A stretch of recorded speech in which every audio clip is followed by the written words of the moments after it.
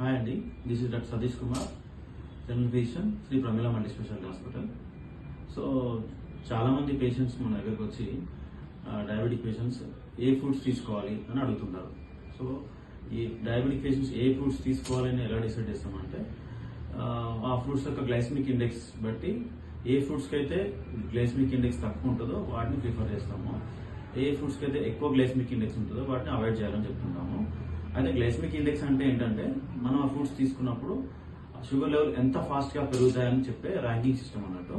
So మనం ఏ fruits కి glycaemic index తక్కువగా ఉంటుందంటే మన రెగ్యులర్ దొరికే ఫ్రూట్స్ లో యాపిల్స్ అండ్ జామకాయలు, తర్వాత avocado, cherries, black berries, pears, oranges, వీటిలో గ్లైసమిక్ ఇండెక్స్ తక్కువ ఉంటుంది.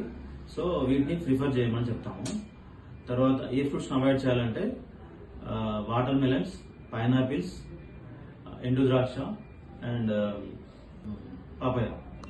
సో ఈ ఫ్రూట్స్ అవాయిడ్ చేయాలని చెప్తుంటాం. Thank you.